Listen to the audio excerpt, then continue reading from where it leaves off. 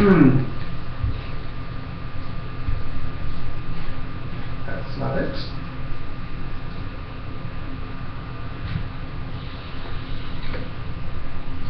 I, Mary Fallin, do solemnly swear that I will support, obey, and defend the Constitution of the United States.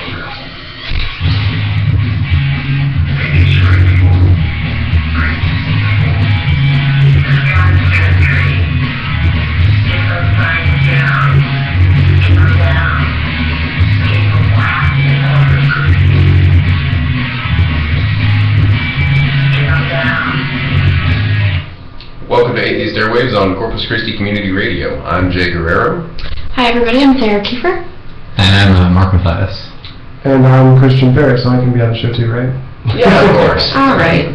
Atheist Airwaves is Corpus Christi's only radio show for the atheists and secular minded. We're sponsored by Corpus Christi Atheists, the South Texas Coalition of Reason. We meet every Sunday, 5:30. This will be a B&J's weekend. It's a SPID and airline. Please visit ccatheist.com for a complete listing of our events, or you can visit southtexascor.com to connect with any of our sister organizations. That's from Corpus to Brownsville. So we've got a couple of notes just before we get started. Karaoke night this weekend, Saturday night at Barton Street in The Bluff. It starts around 8 p.m. We start filing in, and stuff gets really going around 9. Yep. Yeah. We also have glass recycling, and that's the 14th. We mentioned that last week, but we'll just keep reminding you. So that's it's fun. Break glass. You actually get to break the glass? It's fun. It sounds like fun. You just throw it on the pile of glass and then in the end... Just glass shattering So I everywhere. get to do everything that I can't do in the bar. Mm-hmm. Well, Okay, you not everything. can do that at the bar. So our opening bit there was a wonderful woman. What was her name again? Oklahoma Governor Mary Fallin. Yeah, that one. So she went in her, her oath when she took office? Oath of office when she was Yeah. sworn in as governor. She decided to say that she was going to offend the Constitution. And she did. Quite well. done. So she has now stripped just about everybody possible that she can in this instance from their rights, because she didn't want to let homosexuals have the right for, or I should say married same-sex couples have the right. Right. You can't get married in Oklahoma, but couples who got married on site, and I think you don't even have to be married, but maybe I'm wrong about that. I'm not sure exactly what it is, but it was... But she took her ball and went home, basically. She did what? She took her ball and went home. Oh. If I can't have it, nobody can, or if I But she can have it though. Yeah. If you can have it, then... I don't want it. Yeah. Let me read a quote from her when she gave her press release about why she was stripping benefits from all couples rather than give them to homosexuals. She said, quote, "Oklahoma law is clear. The state of Oklahoma does not recognize same-sex marriages, nor does it confirm marriage benefits to same-sex couples. The decision reached today allows the National Guard to obey Oklahoma law without violating federal rules or policies. It protects the integrity of our state constitution and sends a message to the federal government that they cannot simply ignore our laws or the will of the people." And I hope she would tell that to the couples who have now lost all of their benefits. Right. Great. She's that word I was about to say. But I can't. She's crazy. Yes. I hope it's kind of the death knell of the party, because I was thinking about this earlier, in Oklahoma anyway, and I was thinking back to George Wallace standing at the door of the first school in Alabama. George Wallace was the governor of Alabama, I think this is in 1964, and stood at the door to try to prevent those 4 African-American kids from getting into one of his lily white schools. And I'm trying to think of what would have happened there if instead of doing that, he had decided no one gets to go to school in Alabama. That's a good one. I don't know that you'd be able to tell that no one in Alabama went to school. Well, pretty big generalization. It's interesting that you say that, because I can't remember exactly what the reference is, but I know there actually was a school closure. It was either a city or maybe even a county that actually shut down all of their public schools, and everybody. This was back in the civil rights, yeah. Okay. during that movement, they were like, we're not going to integrate, so they shut all the public schools down, and then they like set up private schools. Oh, So, you're kidding me. yeah. How did they make it so that all the white kids could go to the private schools? It's probably Scholarship. just, whoever could. Yeah. Scholarships, religious scholarships. Wow. Yeah, then she's crazy. Well, I would like to think that the people of Oklahoma, I would think that would at least piss them off, even if they don't believe in same-sex marriage. I would think that it would at least piss them off enough to not like her. Yeah, that's what I'm I saying. mean, Yeah, I think she signed her undoing. Right? one can only hope so. Yeah, people tend to, well, although, you know, that's a long time to have no benefits. You know, Yeah. it's not something that's going to pass over, I guess. So if I were lacking my, you know, if it affect, and this happened so much, we were talking about how there were some Republican Congress people who suddenly saw the light on marriage equality because their children were gay, and suddenly they're on the opposite side. Now that it's affecting them, I can't help but think that, you know, maybe Somebody will wake up and they'll go, get religion and say, okay, you know, it's okay for them to get benefits because I need them too. Yeah, Yeah. there's a lot of overweight, sick people in Oklahoma that rely on those benefits, so. Yeah. I'm sure there are. This is something that can be reversed, obviously, right? Oh, sure. I mean, Okay. I think this was just a proclamation she made. Oh, okay, so she has executive order. naturally. Okay. I think, you know, if she feels threatened in her position, I would assume she would try and do damage Stand control. down, yeah. I don't know how you look at, in the face of that many couples and tell them, you know, you're no longer getting benefits because, you know, I hate these people. Yeah, I hate gay people so much that straight people cannot have health coverage. I like you too, but you know, It's the principle. It's the principle. Hate first, you know. Hate first. This is a good slogan. We should adopt it. Hate first. Put that on her re-election campaign posters. Well, she was in Alabama. That might work. So you've got some religious history for us today. Is that right? I do. So this is a new segment we're doing called This Week in Religious History. And so there's a couple of things that are of significance this week. Tomorrow, September 27th, 2013, marks the 918th anniversary of the day that Pope Urban II ordered the First Crusade. The speech he made announcing this about what is frequently called the most influential speech of the Middle Ages, and he called for all good Christians to march on the Holy Land and drive the Muslims out to reclaim Israel for Christians. Their battle cry was Deus Vult, which is Latin for God wills it. So God was on their side to go kill all the Muslims and take Jerusalem back. So this was in the 11th century, and for about 500 years before that, European Christians were making pilgrimages regularly to Jerusalem, but then the Seljuk Turks took control and barred Christians from entering the city, and that sounds pretty familiar because they're still having those kinds of fights in Jerusalem. That went over, but they consequently threatened to invade the Byzantine Empire, and so Emperor Alexius I went crying to the Pope for help, which the Pope provided to him by convincing as many as 100,000 peasants to take up arms to reclaim Jerusalem for Christians. Now, the Muslim armies were trained and experienced actual armies, so while the Christian crusaders were basically just peasants who were armed by wealthy Europeans who used them to also execute people along the way so that they could claim all their money and their land. Like all wars, it was basically about money and people wanting to gain power and wealth.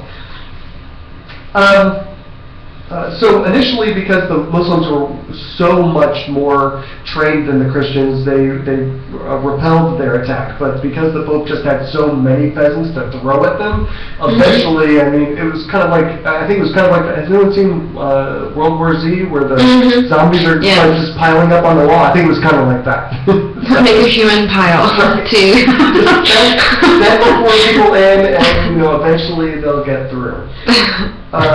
So eventually they won, And the other interesting thing about the First Crusade was that in the final battle, Jews and Muslims actually banded together and tried to stop the Christian Crusaders together, which is kind of interesting given the history between those two groups. A little odd.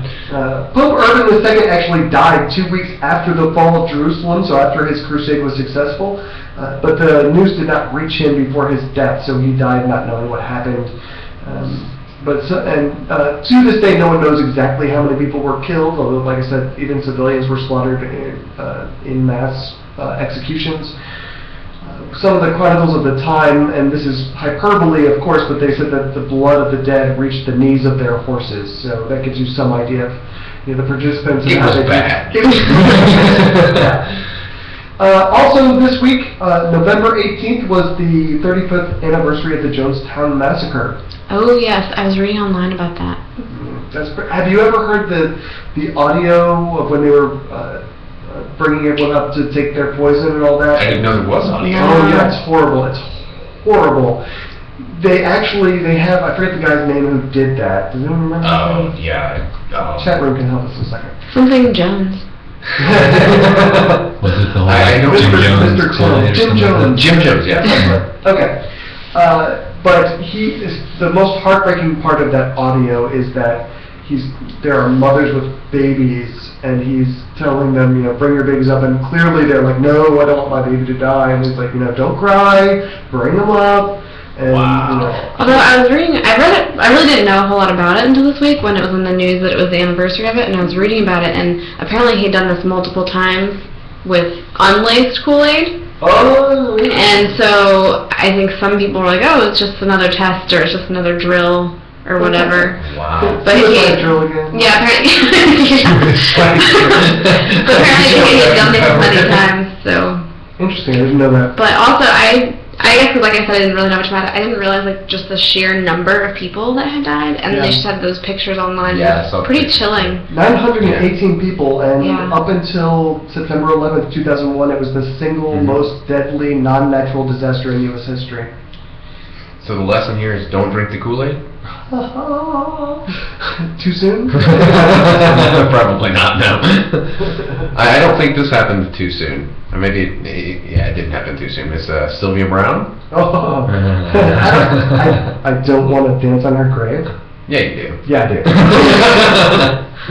You want to tap dance. You have many talents. You can probably tap dance, can't you? I want to moonwalk over this woman's grave. I don't wish death on Many people. Many people. YouTube a little bit. Sure. Okay, maybe I do. But she was an awful individual. Sylvia Browne was a psychic, famous for being on Montel Williams and some of those other daytime talk shows. And I have deep rage and hate for anyone who makes their living off the backs of grieving people. So, these people like John Edwards, Sylvia Browne, who talk to dead people and they bring grieving parents up or family members and pretend they're talking to their loved ones. It just fills me with the most abject horror and rage. Yeah, it's very sad. I always wonder about them, do they really think that they're doing it? I don't think so. Or are they just total, do they really think that they are doing this, or are they just complete buttholes? They're crazy one way or the other. They're using cold reading techniques. So, I guess it would be possible that they were trained in cold reading and being told that, the very natural, logical... James Randi does the cold reading stuff. What is cold reading? Hold on, what is this? Okay, so cold reading is using body language and asking leading questions to get information from people without them realizing that they're giving you information. So you'll see John Edwards saying, it starts with a K or an M, or looking for you to react in some way, and that's how they give you the impression that they know something. The other thing is that the psychology of it is that, he says K, and you're like, I don't know anything with a K, and so he moves on to M, he's like, oh, Michael, I know a Michael, and you forget that he just said K. You're just very impressed that he said M. He came up with something. Right. So you Gotcha. notice the hits, and you just count the misses. But the thing about Sylvia Browne is, I've seen her on Montel Williams, and she doesn't even do that. People will just fire questions at her, and she just fires an answer back to the next person. I mean, she'll spend like 15, 20 seconds talking to one person, Is it and like, then just does move my on. deceased mom love me? I mean, is that like Stuff like that. They'll be like, my mom died a year ago. Like, is she looking out for me? And she's like, oh yeah, honey, she is. Next. Wow. I mean, literally, that's what she does. She doesn't even spend, at least this other guy spends some time. She doesn't even try and get me woo-woo going? Just, No. She's just like, bam, here you go. Yeah. Yep. So the reason I hate Sylvia Browne more than most is that in addition to, capitalizing on people's pain and suffering, twice in the last 10 years, she told parents of missing children that their kids were dead. Yes. So in 2002, she told the parents live on television of 11-year-old Sean Hornbeck, who had disappeared earlier that year, that Sean was dead and he had been kidnapped. Oh, this is great. Also because she blames brown people. Of course. That Sean was dead and had been kidnapped by a dark-skinned man with dreadlocks. In fact, she specifically said it was a Hispanic gentleman, and that she thought it was weird that he also had dreadlocks. So the parents are She's crying. trying to break down racial stereotypes. That's what she was doing, yeah. She was such a pioneer. She started a Hispanic dreadlocks craze. That takes some serious confidence. Like, in my search for religion or meaning or whatever, I believe some really crazy stuff that I experienced, and I attributed truth or reality to stuff that now I realize is just absurd. But it takes some serious confidence to look at someone and say, yeah, your son is not just missing, he's dead. Like, Yeah. Outright say that. And so that was in 2002. Hornbeck was found alive in 2007. nice. Right. So, that's 5 years that these parents had been living with, the fact that their son was dead. And also...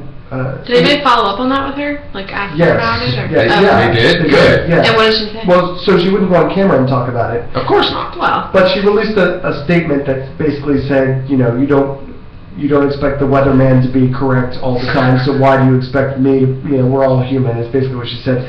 It's like the weatherman is not talking about missing children. Right, and the weatherman is not claiming that she is claiming that she's right all the time, though. Like, She's claiming supernatural powers. Right, I mean, you can't compare yourself to a human if you're claiming supernatural stuff. Right, yeah, exactly. There you go. So again, that was in 2002. Again in 2004, the mother of kidnapping victim Amanda Berry, who had disappeared 19 months earlier, she told that mother, "She's not alive, honey." That's a direct quote. And she claimed to have had a vision of Berry's jacket in the garbage with DNA on it. Her mother gave up looking for Amanda after that happened, and in fact her mother died 2 years later. Before, in May of this year, Amanda Berry was found alive.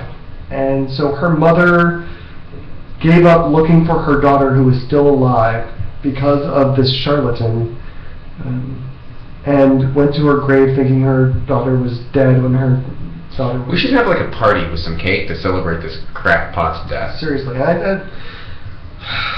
know. I don't want to take it that far. You don't want cake?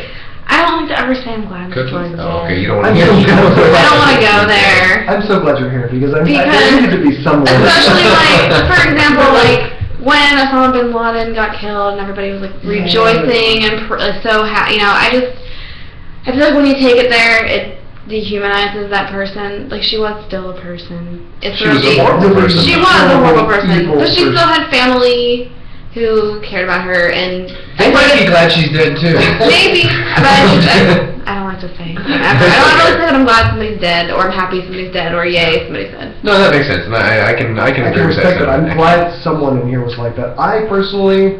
You really like cake. I will eat the cake at the party, though. I do like cake.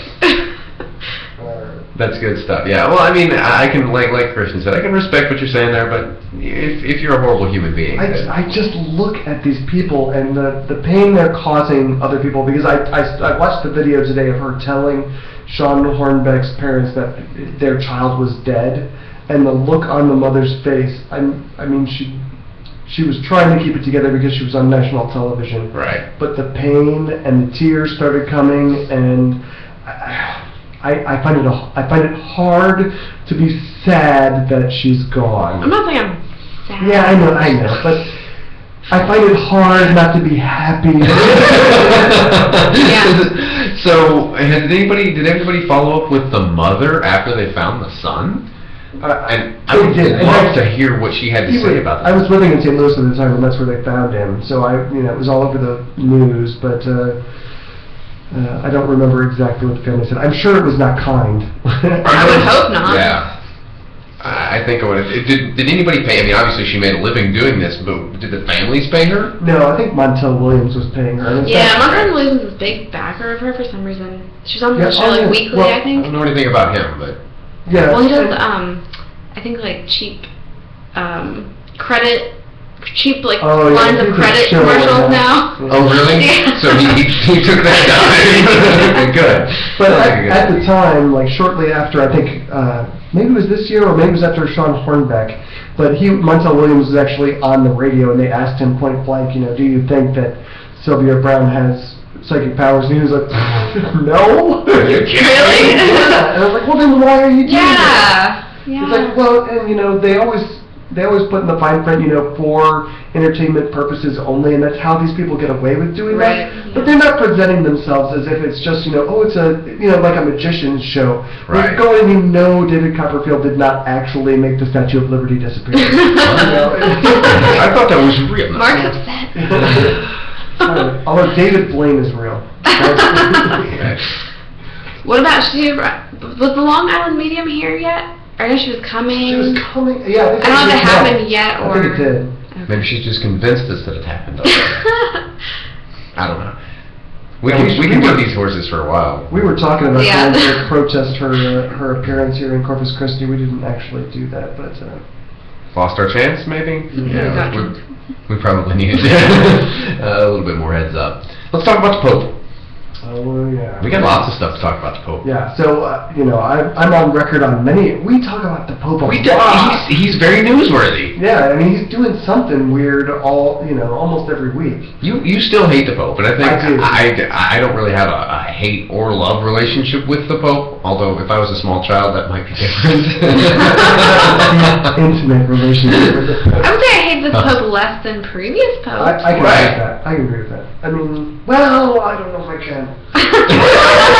He's so conflicted. I mean, he presents himself better than like Ratzinger did, or John Paul II was. It's hard to hate that guy because he's kind of. There was a lot of Decrepit? Yeah. There's a lot of things he's done. The current Pope, Pope Francis. There are very few things he's done that I like, but there are a couple. Well, not necessarily that you like, but there are improvements. He's humble. His message is better. His presentation is better. His presentation is better. The message is exactly the same, which is why I hate this guy. He's saying exactly the same things that Ratzinger said. He's just packaging it more nicely so that people will like it. And I mean, people are buying it.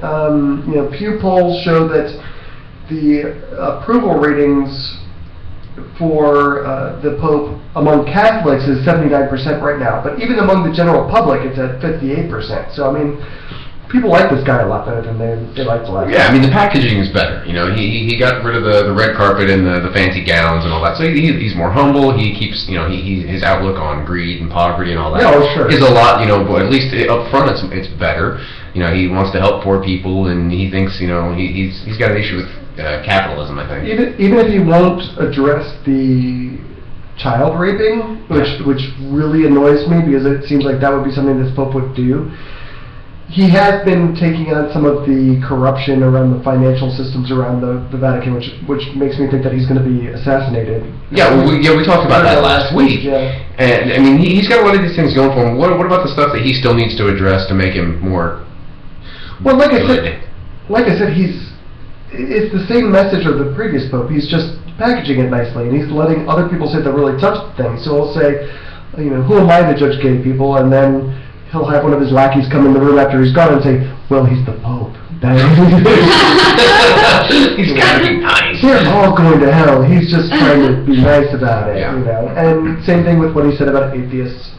But there's been a lot of talk in the media about the what is it called? The Pope Francis effect, which is people are getting excited about this Pope because he's a better PR guy. Mhm. I mean, he even looks nicer than Yeah, he the last guy. I mean, you could tell he was heartless. looking. Yeah. Emperor Palpatine. Yeah. Oh yeah, totally that. You know, he looked like to me because I went to 12 years of Catholic high school. He seemed to me like the guy who would come around and hit you with a ruler or whatever. Yeah. This guy looks nicer. He talks nicer, even though he's saying the same messed up things. The interesting thing, though, is that despite the fact that people like him a lot, they're still not going to church. Mhm. Yeah, I was going to say that correlation is really interesting. When you put one against the other, they like him, but it's not helping the message at all. Right. So,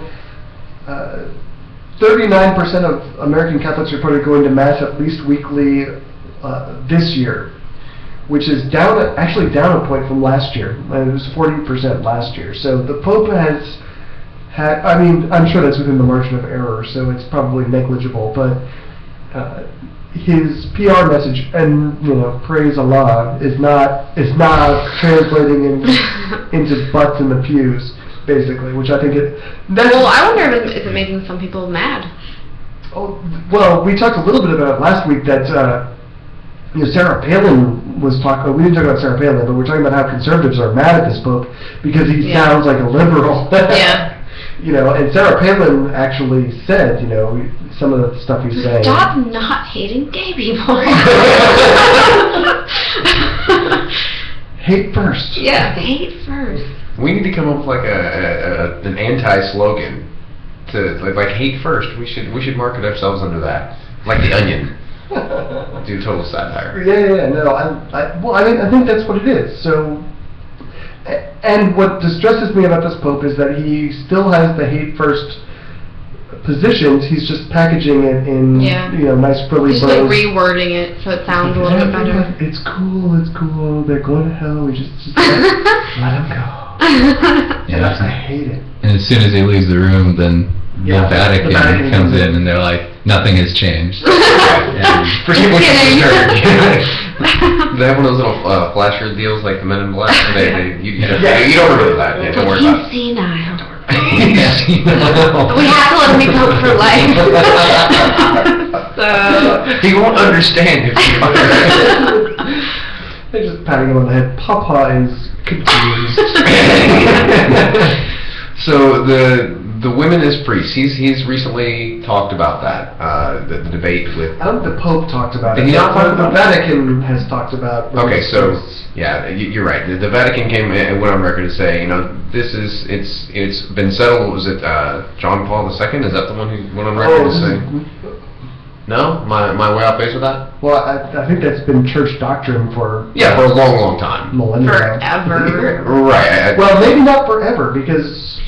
Yeah, they found some restored catacomb frescoes out of Rome, and the first thing I thought of when I read this was that crazy woman a few years ago who went in and decided to retouch the fresco herself. That came to mind instantly. Jesus. I was waiting to see some more awesome. We were actually, so one of the things that CCA, Corpus Christi Atheist, does is every once in a while we go to Tipsy Canvas and we were talking about approaching them and seeing if they would do a day where we would paint that. That's So so They awesome. have a cross day. They should have that They should too. have that. That's So pretty just good. For people who have no idea what we're talking about, there was a famous, Oh, man, it's been so long ago. Middle Ages painting of Jesus. You would all recognize it if you saw it, and they were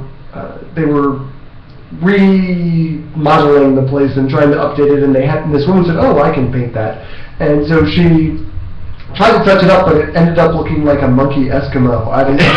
She was wearing a parka. I don't know. Well, they just let anybody come in and be like, yeah, I can do this. She's gonna rock some watercolors. Yeah. You would think that the person that they chose would have like some credentials, some previous work. Yeah, it was just absolutely horrible. And I was expecting to see that when I read this, but She had thankfully... faith in her ability. Oh, nice. Yeah. That one was the Ecce Homo, I guess is what it was called. Really? It was the original one. This is the... Oh, it looks so good. Oh, You okay, should really okay. Google it right now. It's the most amazing thing. It is so awesome. I love her artistic ability. Sorry you can't see it over there. I can't see very well because of the angle, but We'll all laugh about it after. So the frescoes that we're talking about here suggest that there may have actually been female priests at one point. They restore these frescoes and they show at least one is a woman who is wearing the garb of, and you know how you see them with their hands out in the middle of a ministry. Well, she's doing that with a throng of followers behind her. But the Vatican's just like, no, that's not what that is. what do they say to Let's see here. Mary? They say it's all a lie. Yeah, they say it's that it's a fairy tale. That is an elaboration that has no foundation in reality. But the Bible is real. Right. This is totally fake, but the Bible is totally real. Exactly. So this is a fairy tale, a legend.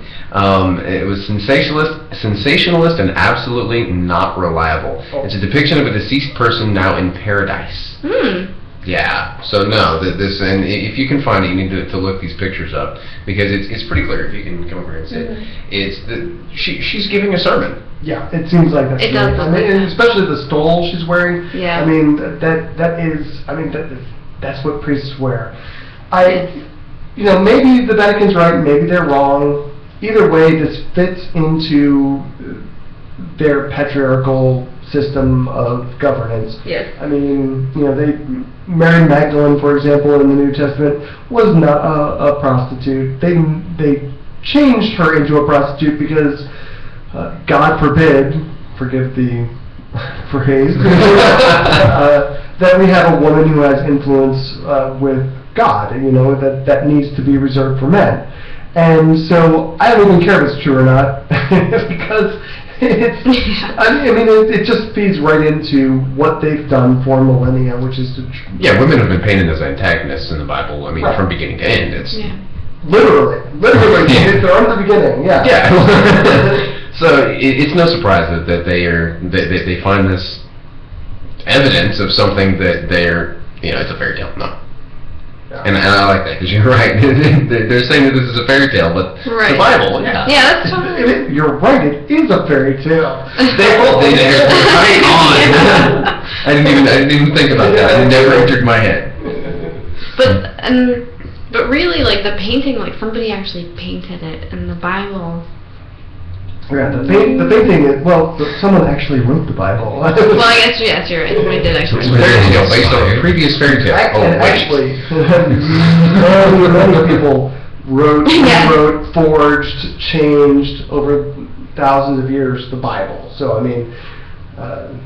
Did we ever talk about that minister somewhere? This was like a month ago. It was a while ago. Somewhere in the South was burning all but one type of Bible. I didn't hear about that. I think he only would go with the King James, I think, and all the other Bibles had to go. They were burning all the other Bibles. Yeah. Correct. Yeah, and I'm pretty sure the King James Bible is from like the 1600s. Yeah, it's very recent. But then also you'll find no shortage of people that tell you that that's the only Bible that you should read.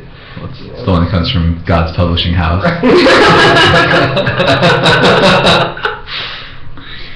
So there's more crazies going on. Thankfully, I think one of them got caught being crazy, and the law upheld some sort of justice for this.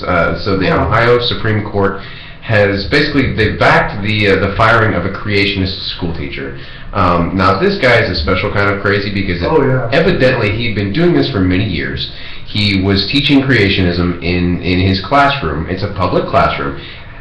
He was sued at one point for branding a Christian cross onto a student's arm with a high voltage Tesla coil. When I read that, I was that can't have happened. And here's the thing, like after that complaint came forward, he was still teaching for years after that came to light. How does that happen? It's Ohio. What do you have to do? Yeah, but it's right next to Pennsylvania, guys.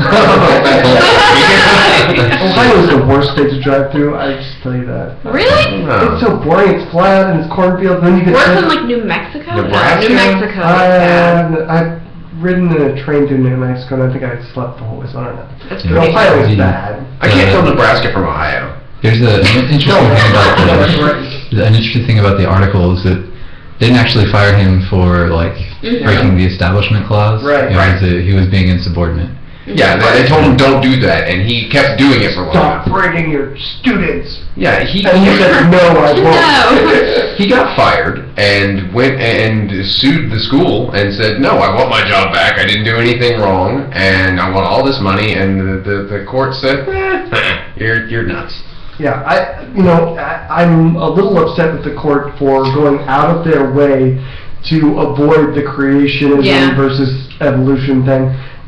Let me quote from their decision. They said, quote, "We recognize that this case is driven by a far more powerful debate over the teaching of creationism and intelligent design alongside evolution. Here we need not decide whether Freshwater, who is the teacher, acted with a permissible or impermissible intent because we hold that he was insubordinate and his termination can be justified on that basis alone." That is such a major cop-out. It is a huge cop-out. And they basically know, they absolutely know it's a cop-out. They did it as a cop-out. Right, exactly. My thing about the creationism versus evolution, so if you're gonna go teach both of those, then you're gonna have to start teaching. Then you should start teaching every yeah. world origin theory ever. It's going to take a lot of time. Right. Yeah. The world's on a turtle's back, Atlas Right. is holding it up, yeah. When people say, "Oh, kids should be exposed to all viewpoints," okay, yes, Yeah, all viewpoints. Right. Yeah. And so this is the other thing that really struck me about this story is that the separation of church and state doesn't just protect people like us, people who are totally godless and, pretty much don't want our children around that stuff. It protects Christians too. There are I looked this up earlier, there are over 41,000 sects of Christianity. 41,000? Wow. 41,000. You were talking about all the Bibles, Mark, that were burned. There are over 50 different Bibles in the English language alone. So when you're talking about teaching religion in schools, whose religion? Which of those 41,000 sects? And you've got this preacher who is burning all the Bibles except for his pet Bible that you're talking about, Sarah. Keeping religion out of schools even helps them keep what they view as wrong teachings out. So if we just leave it out, everyone's happy. I don't think that they would enjoy if the teachers were teaching about Muslim things and. Oh, I can look their lid. There was that recently. It was in Alabama. It was one of the southern states. Some lady said, I forget exactly what it was, but she created some law, or I think it wasn't a law. It was like a scholarship for religious schools or something like that, and somebody used it for like. No, it was Louisiana. Was it Louisiana? It was Louisiana. It wasn't a scholarship. The legislature in Louisiana actually passed a law, vouchers basically, so that you could get public money for your religious schools. They passed it. Madrasas and Islamic schools started applying and getting the money, and the lawmakers came back and said, if we had known that Muslims were going to get this money, we would never have passed this law. So it helps everyone to keep church and state separate. It's not just about us evil secularists. And my sister, I think I've mentioned before, she teaches public school in Mississippi, and my sister is Christian, and they are required to have the 10 Commandments up in their classroom. What? They're required? Yes. In the public school? So my sister, who is Christian, covers it with a poster. And this is in where? Mississippi. My sister covers hers with a poster so that it's not up, but you can't see. High five to your sister. Right, exactly. Yeah, because my sister, although she is Christian, she strongly believes in separation of church and state and Good the for her. like. So, yeah, she covers it up. Good girl, Christian. We need to do mean. Yeah. So we can do that. Also, she was saying that last year at their graduation, that they did this big prayer, right at the beginning, and the school board was sitting in the front, and the teachers and whoever was leading the prayer literally said, "We're not allowed to do this, so school board, everybody cover up your ears, ha ha ha ha ha," and everyone was like, and all the school board was, "Oh, ha ha ha ha," and then they went on with this long, rambling prayer, and then at the end, one of my sister's co-workers said, "I'm Christian, but I'm upset about the prayer. Cool. If I was not Christian, I'd be very offended." Right. So, And this ties in with something that we should be paying attention to. The American Humanist Association currently has a lawsuit filed over the weekly prayers that are being held in a Missouri high school classroom. I thought there was a link where you could actually donate to this, or maybe I'm thinking of something different. Kristen, do you? You're thinking of the American Atheists against the IRS. Oh, okay, yes, yeah, okay, sorry. I'm getting my stories mixed up. You can donate to American Humanist Association. In fact, I would recommend doing that because you get access to their newsletter, which is actually really good. Okay, yeah, we'll touch on that again once we get to our IRS story, I think. But yeah, this one, they've said that it's a clear violation of the Establishment Clause when public school officials encourage their students to pray or participate in prayer activities with them. Yeah. And they've got a lawsuit filed here, and hopefully we'll see something come to fruition here. This is Fayette High School in Fayette, Missouri. There's nothing even questionable about what they're doing. It's just straight up illegal and wrong. I mean, the lawsuit that American Humanists filed says that weekly Christian devotional prayer sessions led by a teacher in the classrooms during school hours, students are being told by the teacher that God will punish them if they are not good. Is this one teacher, or this is the entire school? This is whole school. Whole school. Okay, it's not like a club or something. No, this is during school hours in classrooms by teachers. The principals, I think they have a morning announcement. Right. Is that correct? Right. So the principal goes over the public address system, promotes prayer sessions. They prominent display of the book God's Game Plan, which sounds riveting. I'll pick that up. God in football. You're right. Just big book. I like it. And they use school-owned equipment and materials to print flyers for the after-school prayer session. So they get lots of grounds for this lawsuit. Oh yeah, they're going to lose so badly. There's nothing even. There's no gray area there at all. It's just wrong. Yeah, it's like you said. There's no gray area whatsoever. The American Atheist one that we're talking about, and they're going to court against the IRS. Mm-hmm. Yeah, they're taking on the big boys. They're not playing around. Yeah, and essentially what they're doing is that they want equality. They're saying, look, if churches have the ability to file, and apparently it's really difficult for anyone other than a religious or a church to file for tax exempt, and they have to pay more fees and have a really long form, and it's costing them more than it would a church.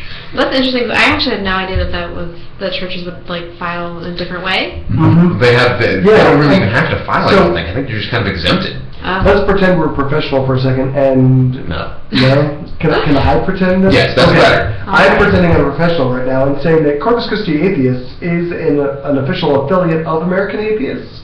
So, just putting that out there for everyone, we have a dog in the fight, so to speak. Right.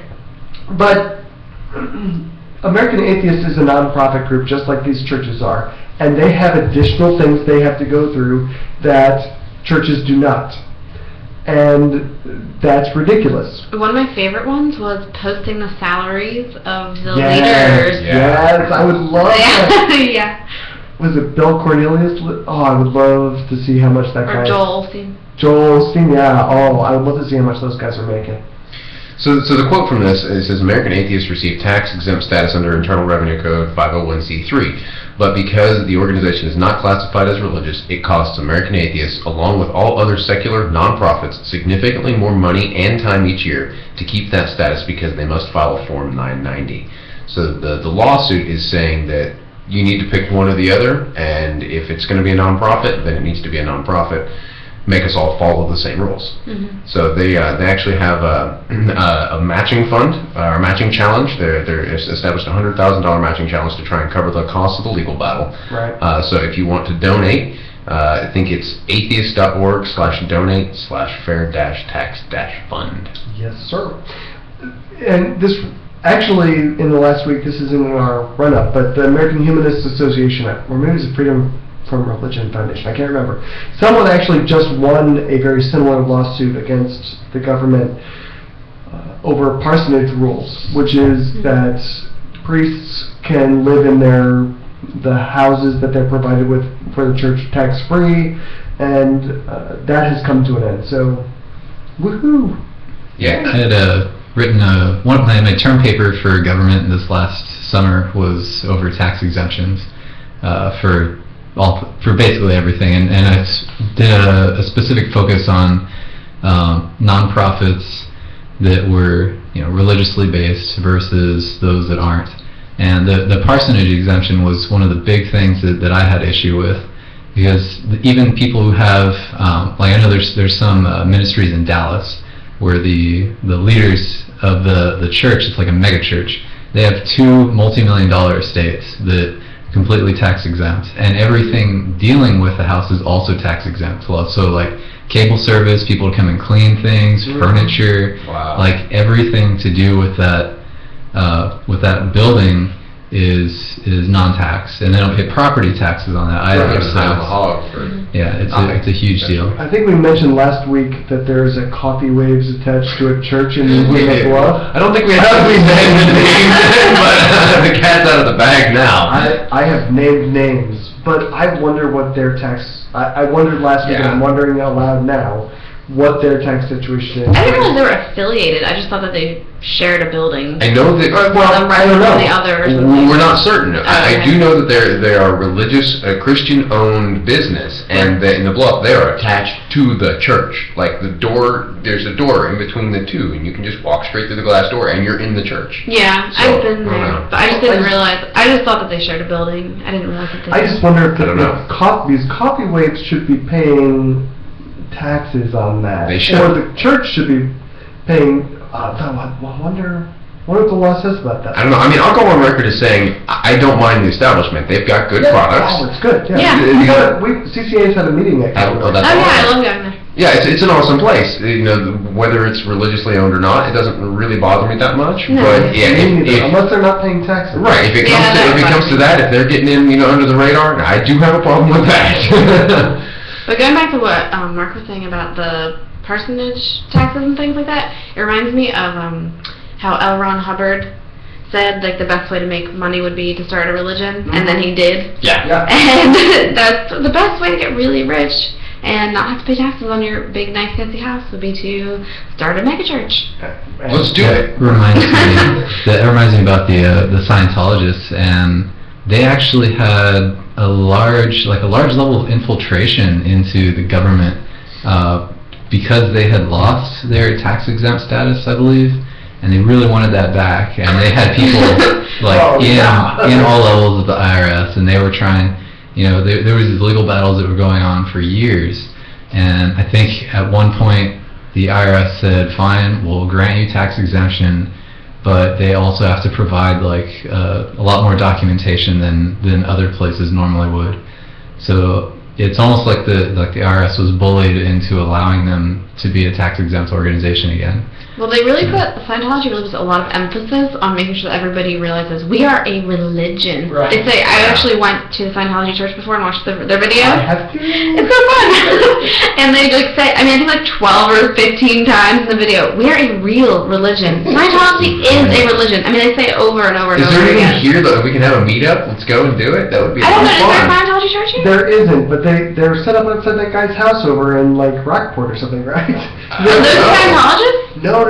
There's a guy who I'm gonna mess this story up, but it's big news. There's a lawsuit here in Nueces County. I don't know if it's Nueces County. Here in the Corpus Christi area, there was a guy who left the Scientology church and moved here, and they sent Scientologists with cameras to sit outside his house and harass him day in, day out, and he sued them and just recently won that lawsuit. So we could go to that guy's house and talk to the guys who are sitting outside.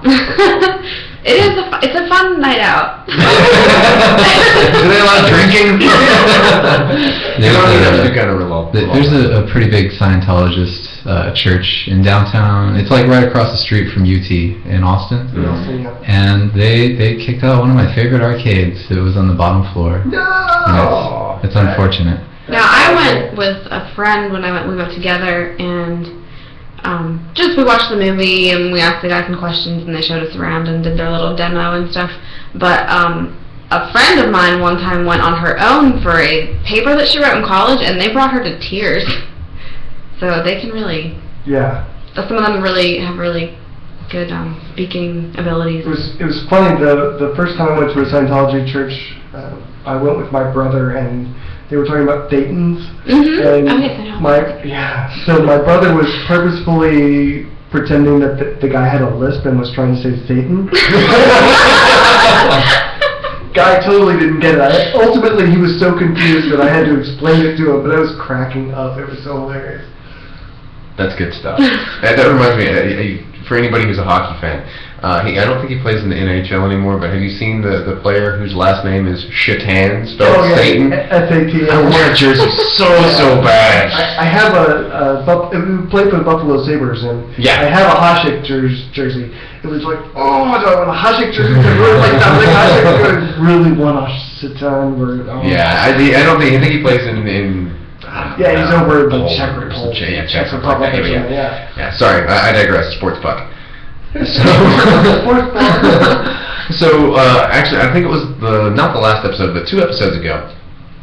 I don't think it actually. We might have talked about it. Did we talk about it a little on the air? How you didn't like the whole "Girls, Girls, Girls" song by the Beastie Boys? I love that song. Okay. It's an amazing song. So I'm a huge. That came out when I was in 8th grade or whatever, and I licensed to Ill, the Beastie Boys. He's dating himself again. Oh yeah. So you can go find out how old I am now.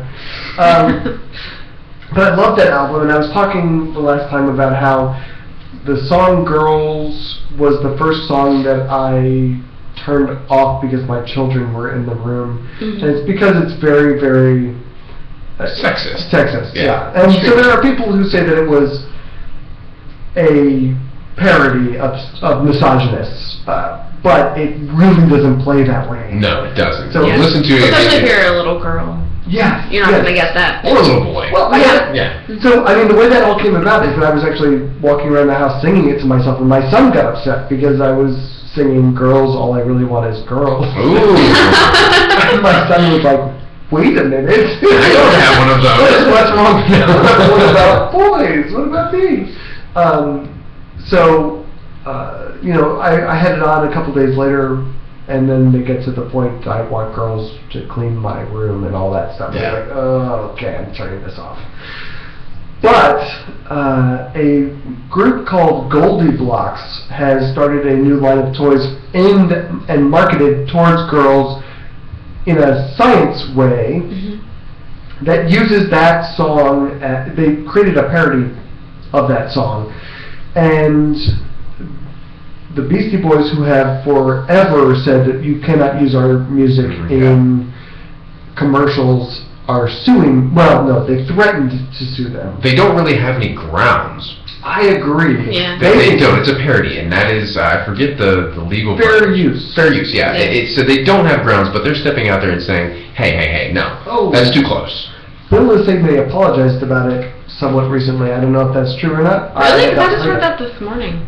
And I heard that they said they agree with the tone of the Bill song, and they agree with the message of the parody, but they still are sticking by their ground. What I read today was that they said, we really love the Goldie Blocks thing and what they're doing, but we really don't want our songs being used in commercials, so we're not okay with that. I think the people who did the parody did it well. They did great marketing. The video I saw with the whole Rube Goldberg setup, it was very cute. It was awesome. It was pretty cool. It was an entertaining, little commercial. And this is something that's bothered me is that, if you go to a toy store, I have 2 kids, so I do that from time to time. I apologize. You go down, a quote-unquote boys toy aisle, and there's everything under the sun. But you go to a girls quote-unquote aisle, and everything is pink, and it's all pink. And that's one of the things that they really talk about in their business and in this parody is that, that's not cool. Yeah. When I buy toys for my friends' children or my younger cousins, I always try to buy gender-neutral stuff. Yeah, when both times when I had kids, we didn't find out the gender. And one of the reasons we did that was because we didn't want a whole bunch of pink stuff showing up or a whole bunch of blue stuff showing up. and so we got a whole bunch of yellow stuff. Green, yeah. Yellow and Beach green, green. yes, exactly. The people were mad at us, and they would like accused us of actually knowing the sex of the baby and not telling them. That's something you would do. But even if you did, though, who cares? It's your baby. You can do that if you want. That's true. So, and it's interesting watching my kids grow up because my daughter's favorite color is pink, but so is my son's. And Pink is a great color. I hate it when people are get up in arms about a guy wearing a color or a girl wearing a color. It really irritates me. It's a color. Yeah. I'm colorblind. I can only see a few of them. Let me have my fun. So one of the things that really struck me today was that on my Facebook page, someone had posted about it, and they were talking about how they didn't approve of the Goldie Blocks thing, and for the reason that they said, what they're doing, first of all, a lot of the toys that they've created, and they haven't created that many toys, and I haven't been actually impressed with the toys that they're creating. I hope they come up with better stuff. But they were pointing out that the toys they have are actually princess-based, that it's a bunch of princess stuff, and they were also saying that, this isn't a good thing to do to create toys specifically for girls, that you should create toys for children. I didn't know that. I thought that they were just marketing their toys towards girls. I didn't realize that they were girl toys. Yeah, I didn't see the actual. I didn't look at the toys. I just looked at the commercial. Guilty as well. When I saw that, because the song is so amazing and that commercial is so amazing, the first thing I did was go look for the toys. They only have like 2 products that I could find. And they're both, very much, the little figurine is a girl, a princess, or whatever. I assumed that they were sort of gender-neutral toys, that they were just marketing towards girls. So they've got a really good marketing department and not so much budget for actual development of toys. I think it's got a good concept and not a good follow-through. It was a Kickstarter project. Was it really? Was it? I didn't know that. I did not know that either. That's probably. I was thinking, well, maybe they were still trying to raise more money to make better stuff. Yeah, and I think the Beastie Boys probably wouldn't have had such a problem with it. Well, 2 things. One, Goldie Blocks should have asked for permission first, and then They would have been turned down. It's better, easier to ask for forgiveness. Maybe. But then would it not have been, more prudent for them to have come up with something? I mean, it's just, if they're like, well, we can't use the song, to make something else. I think it's amazing that they used the song. Yeah, I think it was really good they used the song because they were turning the meaning of the song around. Right, that was the point, and so I guess they could have tried to find another more sexist song. They did a really good job. And some of the lines where you like to buy us pink toys and everything else is for boys. You can always get us dolls and we'll grow up like them. False. So I mean, they really hit it spot on. So and it ends up because of the message being a perfect parody of that particular song. Yeah. It's like I said, it's the I was talking last time about how my daughter in particular, because my son's not into music yet, but my daughter listens to a lot of pop music, which has a lot of questionable sexual content sometimes. And my typical response was, if I heard something weird, I would just duck my head in and say, that's not cool, right? And we would talk about it a little bit, and then I'd walk away. This is the first song that came on, and I was like, I don't even want her hearing this. I don't want her to know that this is a thing out there when she's 10, So I love that they did a parody of that particular song, and it's so weird that it came up so recently on the show. So, yeah, I do think that the Beastie Boys have no grounds, so it's probably just not going to go anywhere. They've come out and said it, and that's pretty much it. So do you guys have anything you guys want to add to the show? Because we've got a few more topics we can talk about, but we're pretty much out of time. Oh, we'll have to save them for next time, no. Oh, you have something? No. Oh. We can squeeze it in. We have more. Oh yeah, we'll save those for next time. I kind of there was another one that fell out of place somewhere on my list where the religious assembly in Mississippi they won a lawsuit against, I guess it was an American humanist thing. Do you remember what that was? When they won the Mississippi. I wasn't actually listening to you. I was in the chat room. Fair enough. So we're gonna go ahead. Does the chat room have anything to say for us? I think Bill just posted some lyrics, more recent lyrics. I don't know, so I'm gonna pretend that that's what it is, and Because one of the things that some of the articles about this noted was that in recent years, well, not even recent, but pretty much right after that the Beastie Boys took a more feminist bent to their lyrics. And I think this is a lyric to a Beastie Boys song, which is, I'm going to say a little something that's long overdue. The disrespect of women has got to be through. So correct me if I'm wrong before the show ends, Bill, but this is not indicative of their body of work, basically. So Their early body of work, perhaps, but their work on whole, no, yeah, they really did change their tone once they got a little more. I gotta say, I love the Beastie Boys, but I also rented, probably without my parents' knowledge, the home video they had for License to Ill, and some of the things they were doing with the girls backstage, I mean, even then made me feel really, really skeevy. Yeah, it was really bad. I don't think I can describe what they were doing on the radio, but it made me feel really awful. And you rented this from where? Up in Dearborn, which you guys wouldn't know. I would know Dearborn. You would, because you're from up north too? Yeah. Well, kinda. I lived there. It's Don't a accuse me of grocery being from there. I forgot that they did movie rentals. Yeah, they did for a long time. I think that's where I got it. So, thank you for listening to Atheist Airwaves on Corpus Christi Community Radio. That is cccomradio.com. Is that correct? Correct. I finally got it. We're sponsored by Corpus Christi Atheists. We ascribe to the principles of Atheism Plus, which is a term used to designate groups dedicated to promoting social justice and countering misogyny, racism, homo, bi, transphobia, ableism, and other such bigotry inside and outside of the atheist community. Thank you again to YGO for our outro music. You guys are awesome. And until next time, we'll see you guys later. See you. Bye-bye.